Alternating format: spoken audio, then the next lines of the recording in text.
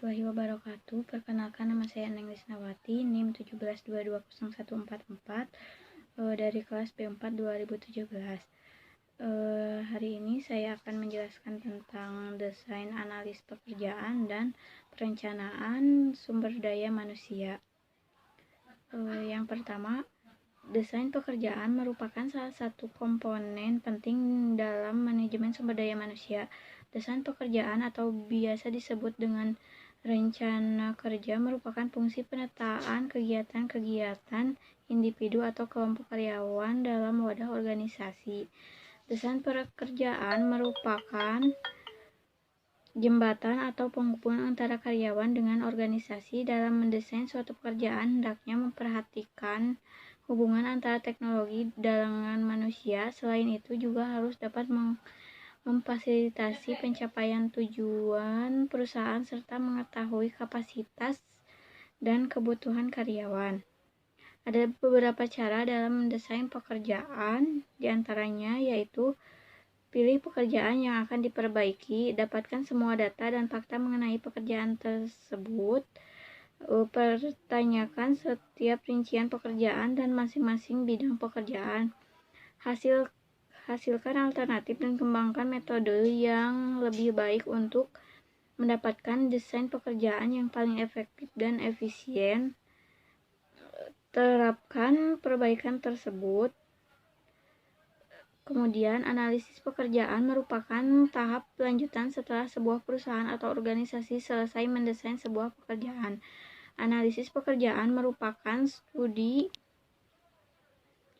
sistematis mengenai tugas, kewajiban, dan tanggung jawab dari suatu pekerjaan, pengetahuan, kemampuan suatu pekerjaan. Secara umum, analisis pekerjaan juga merupakan bagian dari analisis jabatan.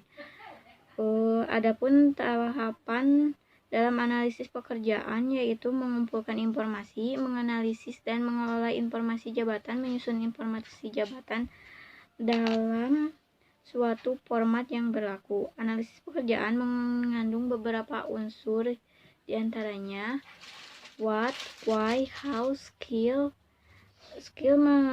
mengenai keterampilan apa yang diperlukan untuk menunjang penyelesaian tugas.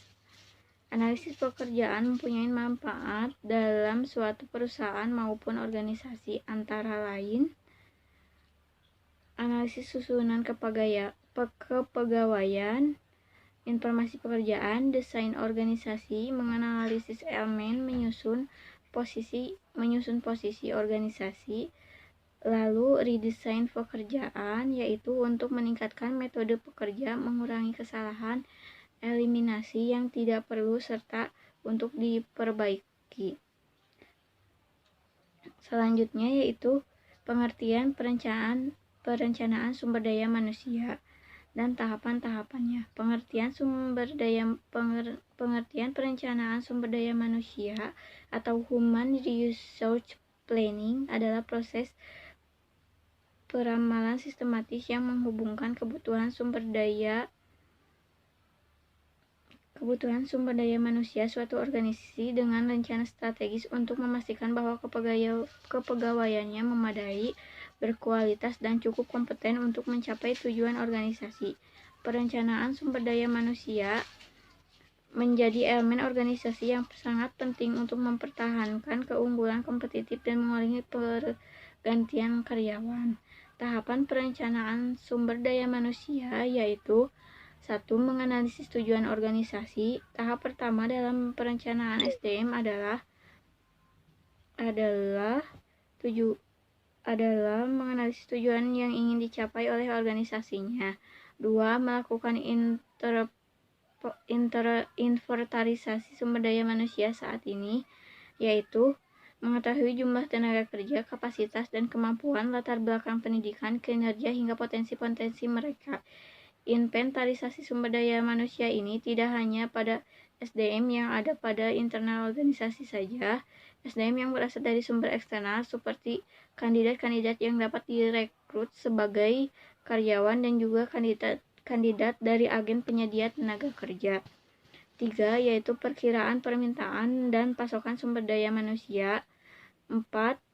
memperkirakan kesenjangan sumber daya manusia. 5. Merumuskan rencana tindakan sumber daya manusia. Yang keenam yaitu pemantauan, pengendalian, dan umpan balik. Setelah menerapkan rencana tindakan sumber daya manusia, inventarisasi atau persediaan sumber daya manusia harus diperbaiki selama periode tertentu. Rencana aksi ini harus dipantau dan mengidentifikasi kelemahan-kelemahannya untuk diambil tindakan selanjutnya.